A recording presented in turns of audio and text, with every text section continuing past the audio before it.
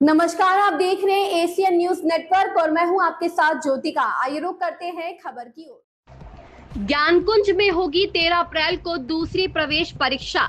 बलिया के ज्ञानकुंज में शिक्षा, संस्कार और समाज सेवा की त्रिवेणी में तराशी जाते हैं छात्र और बनाए जाते हैं अनमोल रत्न।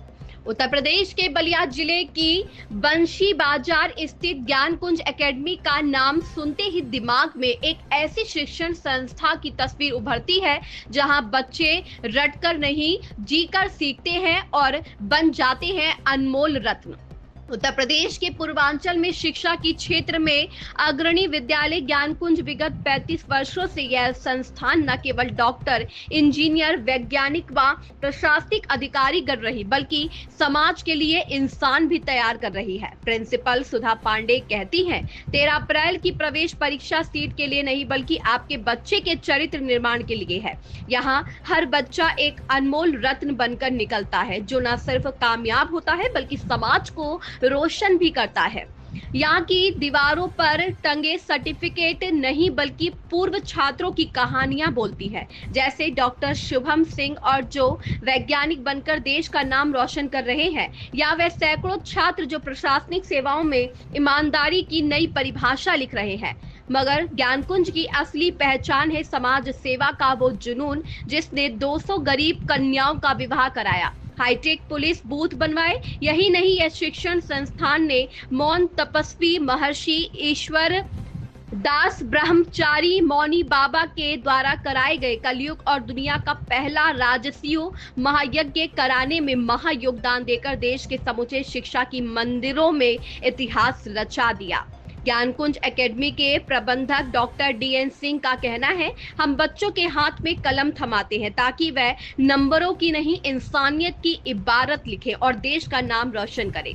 यहाँ की पढ़ाई का मकसद सिर्फ नौकरी दिलाना नहीं बल्कि वो जमीन तैयार करना है जहाँ नैतिकता की जड़ें इतनी गहरी हो कि तूफान भी उन्हें हिला न सके। प्रिंसिपल पांडे के शब्दों में आज शिक्षा बाजार बन गई है, मगर हम अभिभावकों से वादा करते हैं यहाँ आपके बच्चे की मासूमियत समाज की रोशनी बनेगी। इसलिए 13 अप्रैल को होने वाली परीक्षा में बच्चे की याददाश्त नहीं, उसकी रचनात्मकता और सामाजिक समझ परखी जाएगी। ब्यूरो शीतल निर्भीक की रिपोर्ट। नए सत्र के लिए मैं आपको बता दूं कि पिछले 3-4 महीनों में हम लोगों ने बहुत बड़ा काम किया है और फ्रॉम नर्सरी टू 12 सारे हमारे क्लासरूम 120 क्लासरूम हैं, सारे डिजिटलाइज हो गए, सब डिजिटल कर दिया गया है। इससे बच्चों को जो मटेरियल्स है और कोई भी चीज़ें हैं वो एक्सेप्ट करने में, रिसीव करने में, समझने में सुविधा होगी।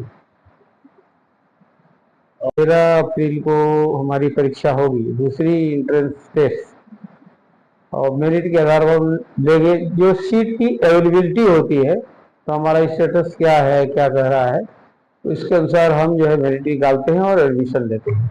कुछ अभिभावकों के लिए संदेश, शुभकामनाएं।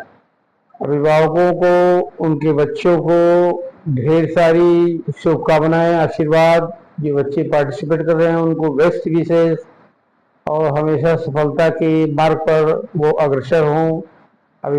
इस खबर में बस इतना ही। बने रहिए एशियन न्यूज नेटवर्क के साथ।